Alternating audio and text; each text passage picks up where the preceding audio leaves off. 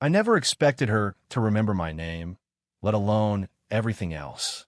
It was a Thursday night, which meant I was at Daniel's house again, sitting at the kitchen counter while he argued with strangers through his headset upstairs. The place had the same quiet routine it always did. The hum of the refrigerator, the faint ticking of the clock above the microwave, the smell of something warm in the oven. I wasn't really there for Daniel most nights. I told myself it was habit, or convenience, or the free Wi-Fi. But if I was being honest, it was the kitchen light. It stayed on later than the rest of the house. And sometimes she was there under it. Daniel's mom. Her name was Layla, though I'd never said it out loud at first. Saying it felt too familiar, like stepping somewhere you weren't supposed to. The first time she remembered my name was months ago. I'd come downstairs to grab water, try not to make noise. "You're Waka's, right?" she'd said from the sink. I remember pausing mid-step. Most parents didn't remember their kids' friends. We were all just background noise to them. But she did. She was rinsing a mug when she said it, sleeves pushed halfway up her arms, dark hair loosely tied back. Not dressed up or anything. Just one of those oversized cardigans and soft house pants people wear when they're done with the day. Still, something about the way she looked at me felt attentive, like she'd already noticed more than I thought. Since then, Thursdays had slowly turned into this quiet routine. Daniel yelling upstairs, me downstairs pretending to scroll through my phone, and Layla moving around the kitchen like she'd been doing the same evening ritual for years. Sometimes she made tea. Sometimes she reheated leftovers. Sometimes she just leaned against the counter and scrolled through her own phone, glasses sliding slightly down her nose. We didn't talk much, but there were these small things, the kind that sit in your head longer than they should. Like the night she pushed a mug toward me without asking.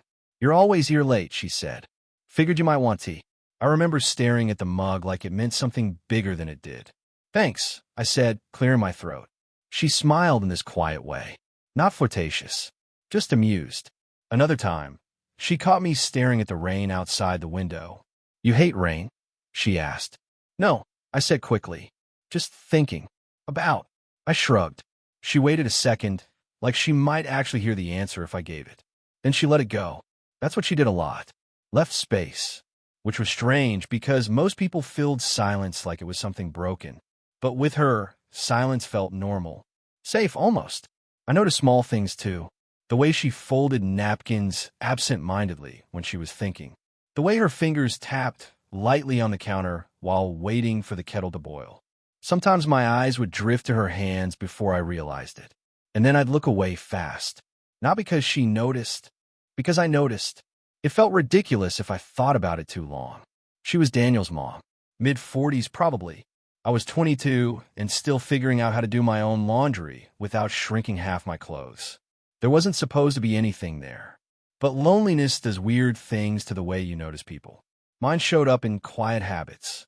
Opening my phone and typing messages I never sent. Scrolling through contacts just to feel like there were options. Pausing too long before going home to an empty apartment. Layla never asked about any of that. Still, somehow she noticed pieces. One night, she slid a plate of leftover pasta toward me and said casually, "You forget to eat sometimes, don't you?" I looked up. "How do you know that?" She shrugged. "You have that look." "What look?" She smiled a little.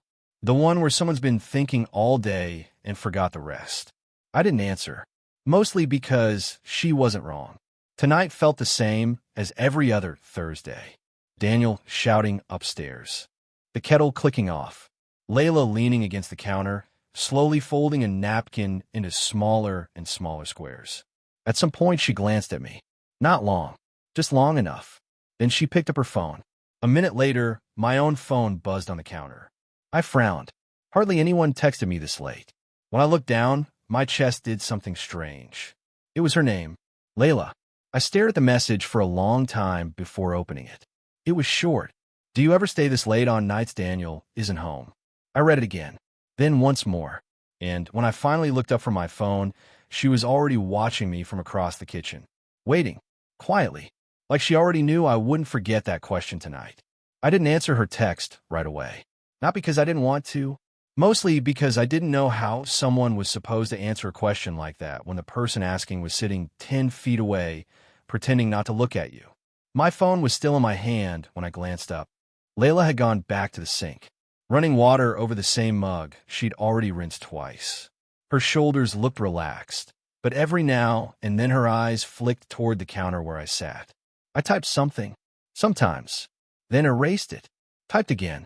Why? That felt safer, less revealing. A second later, her phone buzzed in her hand. She read the message, then exhaled softly through her nose like she'd expected that answer. She didn't text back. Instead, she turned off the faucet and dried her hands slowly on a dish towel. "Daniel's staying at Ethan's tonight," she said casually, still facing the sink. It took me a second to realize what she meant. Oh, the house suddenly felt quieter than usual. No jetting upstairs. No muffled gaming sounds. Just the low hum of the refrigerator and the kettle heating again on the stove. She turned around and leaned against the counter. "You don't have to rush out," she added, "if that's what you were thinking." I wasn't sure what I'd been thinking. My fingers folded the edge of a napkin on the counter. Once, then again. "Didn't plan to," I said. She nodded like that was a perfectly normal answer. The kettle clicked off. Layla poured 2 cups of tea without asking this time.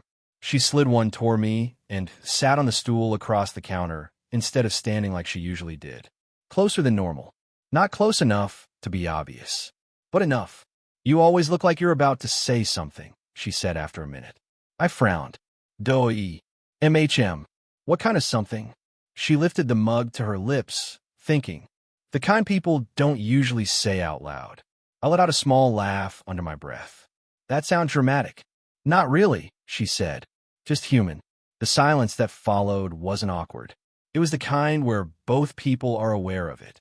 I watched the steam curl from my tea for a moment before speaking. "You ever feel like everyone else already figured life out," I said quietly, "and you're just catching up?" The word surprised me a little. Layla didn't laugh. Instead, she rested her chin lightly on her hand, studying me like she was considering the question seriously. "Every day," she said. That answer caught me off guard. "You?" I asked. She smiled faintly. "You think turning 40 magically fixes confusion?" I shrugged. She tapped her finger against the mug. "When I was 23, she said, I thought I'd have everything sorted by 30. Marriage, career, the whole picture." Her voice stayed calm, but something underneath it shifted slightly. "Life's funny like that," she added. "Didn't work out." She looked toward the hallway for a second, like the answer lived somewhere down there. "Daniel's dad left when Daniel was 10, she said simply. I didn't know what to say to that, so I didn't say anything. Layla didn't seem to expect a response.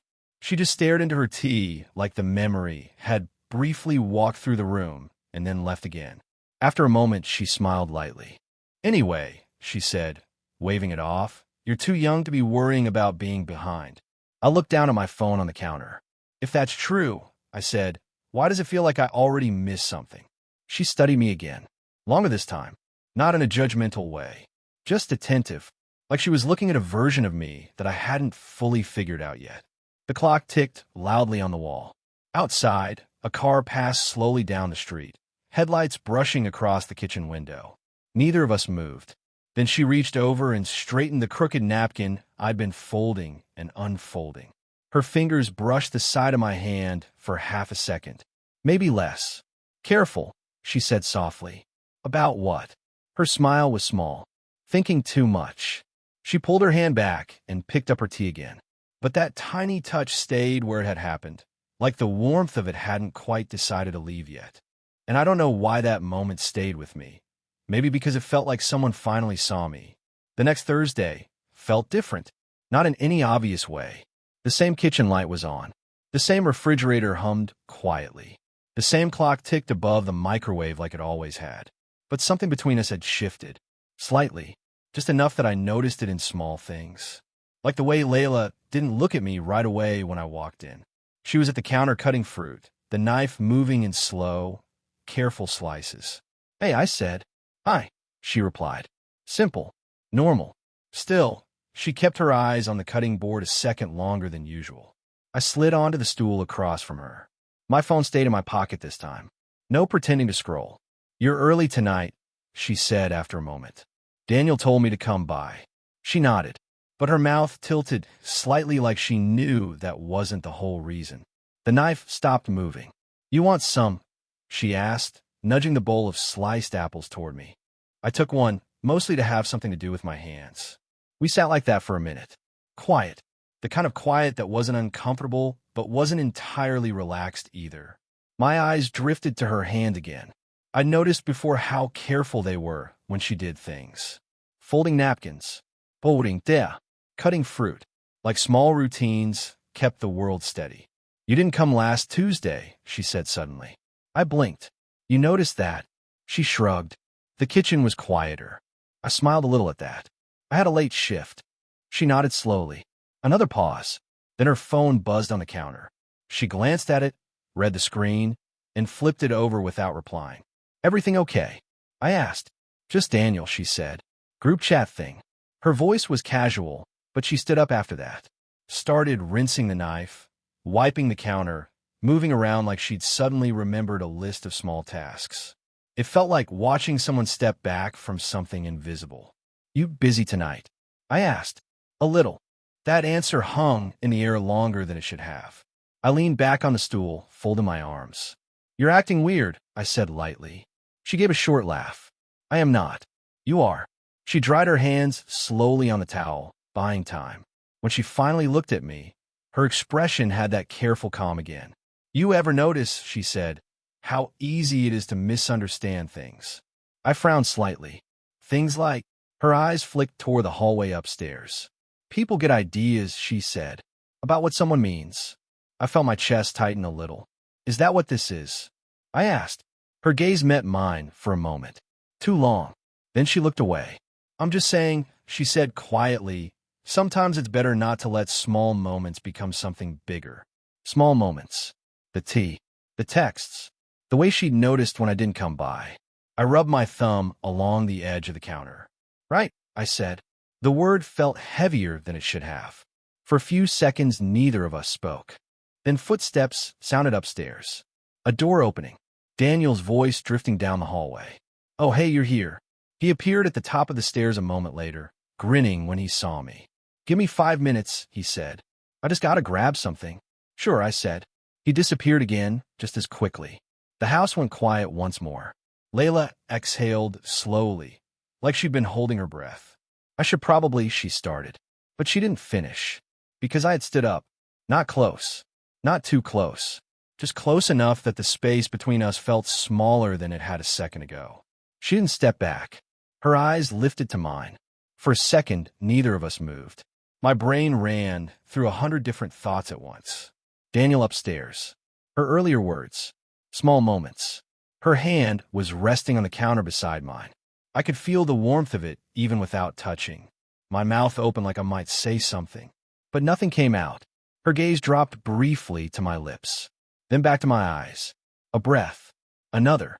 And for a second, just a second, it felt like the line between us had almost disappeared. Then Daniel's door slammed upstairs. The sound snapped the moment in half. Layla stepped back first. Quick. Controlled. She picked up the towel again, like she'd forgotten it was already dry. "Tea?" she asked quietly, without looking at me. Like the last 10 seconds had never happened. But the space between us still felt warmer than it had any right to. The routine changed after that night. Not dramatically, just enough that I noticed. Thursdays stopped being automatic. Sometimes Daniel invited me over, sometimes he didn't.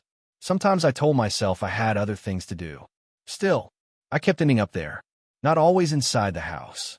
A week later, I was sitting on the low brick wall outside their place, scrolling through my phone without actually reading anything. The street was quiet. One of those slow evenings where the air felt warm, but the sun was already gone. I'd told Daniel I'd stop by later. Truth was, I didn't know if I wanted to go in. The front door creaked open behind me. "You're going to wear a hole in that screen if you keep staring at it like that." I looked up. Layla stepped onto the porch, tying the belt of a light cardigan around her waist. Her hair was loose tonight, falling over one shoulder like she'd just taken out of a tie. "You've been sitting here long?" she asked. "A few minutes." She leaned against the porch railing beside me. For a while we didn't talk. A car passed slowly down the street, headlights sliding across the pavement and disappearing. "You didn't come by last week," she said eventually. Her voice was neutral, but it carried something underneath. I figured maybe I should give it space. Space, she repeated softly. I shrugged. You said small moments shouldn't turn into something bigger. She watched me for a second. That's what you heard. It's what you said. The silence that followed was heavier than the others we'd shared. Layla looked down at her hands, rubbing her thumb along the edge of her sleeve. You know, she said quietly, sometimes people say things because they're trying to be responsible. I let out a short breath. That sounds like a warning. Maybe it is. Another pause. The streetlight flickered on above us, casting a warm glow over the sidewalk. She stepped down from the porch and sat on the brick wall beside me. Not touching, but close enough that I could feel the heat of her shoulder. You're Daniel's friend, she said. I know. You're 22. I know that too. And I'm 45, I finished gently. She looked at me, surprised. You told me once, I said, when you were complaining about your back hurting after gardening. She laughed under her breath despite herself. That was rude of you to remember. Hard not to. Her smile faded slowly after that. You don't see the problem here, she asked. I thought about it for a moment, then nodded. Yeah, I said. Ido. The honesty seemed to catch her off guard. Then why, she asked carefully, do you keep showing up? The question hung between us. I stared at the pavement for a long second. Because the real answer sounded ridiculous even in my own head. Because she noticed things about me no one else did. Because the kitchen felt less empty when she was there. Because when she looked at me, it felt like someone had finally paused long enough to see the parts of me that usually stayed invisible. I rubbed the back of my neck. I don't know, I said. She didn't believe that. I could tell by the way she tilted her head slightly. You do, she said softly. Another car passed. Far away this time. I think you're lonely, she added. That word landed heavier than it should have. Maybe, I said. And loneliness, she continued, choosing each word slowly, can make people reach for things they shouldn't. I turned to look at her. And what about you? I asked. Her breath caught almost imperceptibly. What about me? You think I'm the only one noticing things? Her gaze held mine now. Steady, unguarded. For the first time since this started, she didn't look away. That's exactly the problem, she said quietly. Neither of us moved. The distance between our shoulders was barely there now. My hand rested on the brick wall between us. Hers slowly shifted closer without either of us acknowledging it. Layla, I started. Her eyes flicked to my mouth again before returning to my eyes. Don't, she whispered. But her hand didn't move away, and neither did mine. For a moment, the world shrank to the small space between our fingers. Then she asked, barely above a breath, what do you think happens if we stop pretending this is nothing? For a second after she asked it, neither of us breathed. The question just stayed there between us. What happens if we stop pretending this is nothing? I could feel the warmth of her hand now. Not touching mine exactly, but close enough that the space between our fingers had its own gravity. I should have said something. Anything. Instead, I stared at the ground like the answer might be written somewhere between the cracks in the pavement. I don't know, I said finally. It wasn't the answer either of us wanted. Layla exhaled slowly through her nose, almost like she'd expected it. That's the problem, she murmured. Her hand moved away first. Not quickly, just deliberately like someone setting something fragile back on a shelf. She stood up from the wall. We should go inside, she said. Daniel's probably wondering where we are. Her voice had shifted back into something careful. Controlled. The moment closed around us like it had never opened. Inside the house, everything felt normal again. Daniel was halfway through a bag of chips, complaining about some game update while scrolling through his phone. He barely noticed when we walked in. Bro, you gotta see this, he said, tossing the phone toward me. I caught it automatically. Layla moved past us toward the kitchen without another word. I glanced back once. She was already rinsing something in the sink. That night felt unfinished, like someone had stopped a song right before the chorus. After that, things changed. At first, it was subtle. The next Thursday, I came by, and she was already upstairs when I arrived. Daniel mentioned casually that she'd started going to evening yoga classes. Trying to fix her back or something, he said. The Thursday after that, the kitchen light was off entirely. She went out with a friend, Daniel told me. Then another week passed.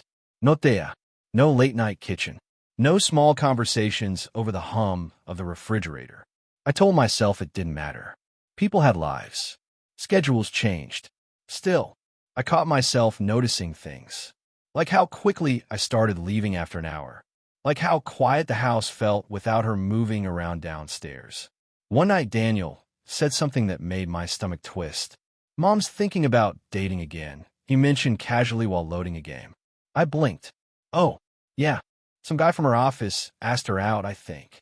He shrugged like it was the most normal thing in the world. "About time, honestly."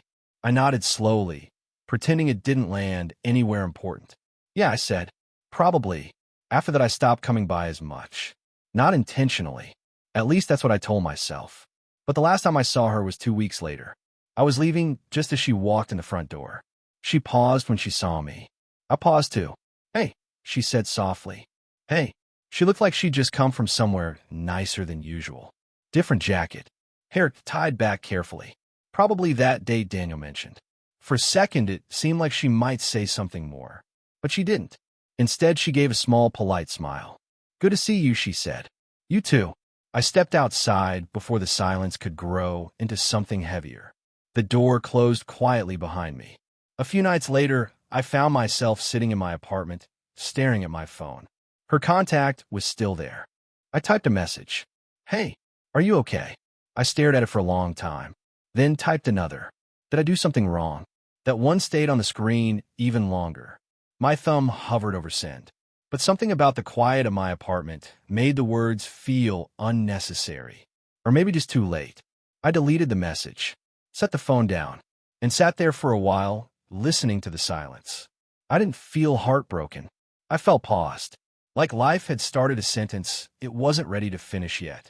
And somewhere across town, a kitchen light I used to know so well stayed off. It was almost a month before I saw her again. Not intentionally. Just the slow way time rearranges people's routines when no one says anything out loud. I stopped going to Daniel's house on Thursdays. Picked up extra shifts at work. Stayed out later than usual, even when there wasn't anywhere particular to be. Eventually, it stopped feeling strange. Or at least that's what I told myself.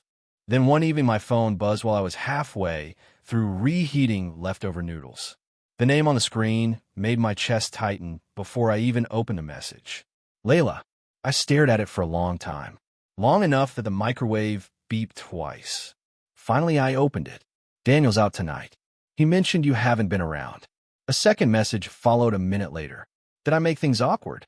I read it 3 times. Then I leaned back against the counter, phone in my hand, the quiet of my apartment pressing in from every side. Part of me wanted to ignore it. Let the silence stay where it was. But another part of me, the part that remembered the kitchen light, the tea, the way she noticed things no one else did, kept staring at those words. Before I could think too hard about it, I grabbed my jacket. The drive over felt shorter than usual. Her porch light was on when I pulled up. For a second, I sat in the car, hands still on the steering wheel. "You could just leave," a voice in my head suggested. But the front door opened before I could decide. She must have seen my headlights. Layla stepped onto the porch, cardigan pulled around her, like she'd been standing there for a while. When I got out of the car, neither of us spoke immediately. The air between us felt fragile. "You came," she said finally. "Yeah." I shoved my hands into my pockets, suddenly unsure what to do with them. For a moment, we just stood there on the porch. Then she stepped aside slightly. "Do you want tea?" The question made me laugh softly under my breath. "Feels familiar," I said. Her smile was small, but real. Inside, the kitchen looked exactly the same. Same light, same hum of the refrigerator. But standing there again made everything feel sharper somehow. She filled the kettle without speaking. I leaned against the counter like I used to. After a minute, she turned toward me. "I thought maybe you were avoiding me," she said. I was. She blinked slightly, surprised by the honesty. "Why?" I rubbed the back of my neck, searching for the simplest answer. "Because I didn't know what you wanted," I said. And I didn't trust myself to pretend I didn't want something. The words hung in the air. The kettle clicked on quietly. Layla looked down at the counter, her fingers resting against the edge like she needed the balance. "I started dating someone," she said. My chest tightened, but I nodded. "Daniel mentioned." "It didn't last," she added softly. That surprised me. She gave a small shrug. Turns out it's hard to pretend you're interested in someone when your head's somewhere else. My throat felt dry. Where was it? She looked up at me then. Direct. No careful distance this time. Here, she said simply. The kettle clicked off. Neither of us moved to pour the tea. You're Daniel's friend, she said quietly. You're 22. And I keep telling myself that should be enough reason to stop thinking about this. I nodded slowly. Yeah, but every time I try, she continued, I end up wondering if silence is just another way of lying. The room felt smaller somehow. I stepped a little closer. Not much, just enough that we didn't have to raise our voices. I wasn't avoiding you because I stopped feeling something, I said. Her eyes searched my face. Then why? Because if I stayed, I admitted, I was afraid I'd say it. A long pause. Then she asked quietly, say what? I swallowed. Then when you notice someone the way you notice me, I said slowly, it's hard to go back to pretending you're invisible. Her expression softened in a way I'd never seen before. Not surprised, just relieved. For a moment, neither of us spoke. Then she reached out and adjusted the sleeve of my jacket like it had twisted slightly. Her fingers brushed my wrist. You know this could get complicated, she said. Yeah, you could regret it. Probably. She studied my face a second longer. Then she let out a quiet breath and gave the smallest nod. Okay, she said. And somehow that one word felt bigger than anything else we could have said. Things didn't suddenly become simple after that night. In fact, for a while, everything felt a little delicate, like we were both carrying something fragile and trying not to drop it. The first rule came from Layla. We take this slowly, she said a few days later while standing in the same kitchen, stirring sugar into her tea. Slow I can do, I said. She gave me a sideways look. You say that now. Daniel still had no idea. Not because we were doing anything dramatic. Mostly because nothing dramatic was happening. We didn't rush into anything. No grand declarations. Just small shifts. I started coming over again, but not every night. Sometimes Daniel was there. Sometimes he wasn't. When he was, things looked exactly the same as they always had. Gaming upstairs. Me at the counter. Layla moving quietly around the kitchen. Except now, every once in a while, her fingers would brush my shoulder as she passed. Or she'd slide a mug of tea toward me without asking. And the look she gave me afterward would last half a second longer than it used to. Those moments were enough. Weeks turned into a couple of months. The tension softened into something steadier.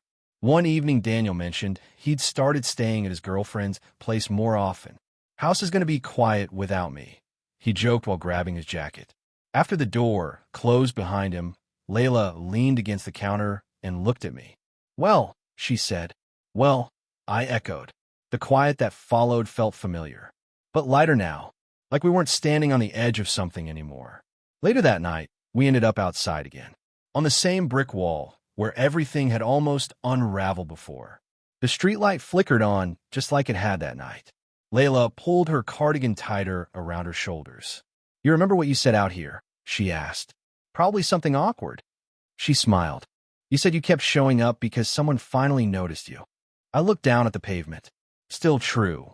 She bumped her shoulder lightly against mine. You know what I realized? She said. What? That noticing someone works both ways. Ich glänzte her. She was watching the quiet street the same way she always did, thoughtful and calm. I spent a lot of years being someone's mother, she said softly. Someone's ex-wife. Someone responsible. Her fingers traced the edge of the brick wall. But you looked at me like I was still just a person. I didn't know what to say to that. So I didn't. Instead, I reached over and took her hand. Not quickly. Just the natural way hands sometimes find each other when they've been near long enough. She didn't pull away. A car passed slowly down the street, headlights brushing over us for a moment before fading again. You ever think about how strange this is? She asked. Sometimes. And I squeezed her hand lightly. I think strange isn't always wrong. She laughed quietly at that. Time moved the way it always does after that. Quietly. Naturally. Some mornings I'd stop by before work and find her in the kitchen at exactly 8:47 a.m., sipping tea while the sunlight filled the room. She'd glance up and say, coffee. And I'd nod. Some evenings we'd sit outside on the brick wall, talking about nothing important. Other nights, we'd just exist in the same room while the refrigerator hummed and the clock ticked above the microwave. Nothing dramatic, just life. Better than before. Not perfect, but warmer. One night months later, as we were washing dishes together, she nudged my arm lightly. You know, she said, this all started with tea. In a text message, I added. She smiled at the memory. Funny how small moments turn into whole chapters. I dried my hands on the towel and leaned against the counter beside her. Good chapter, though, I said. She looked at me for a second, then nodded. Yeah, she said softly. Outside, the porch light flickered on as evening settled in. And somewhere between the hum of the refrigerator and the quiet warmth of the kitchen, we both understood something simple. Sometimes the best kind of love doesn't arrive loudly. Sometimes it just stays,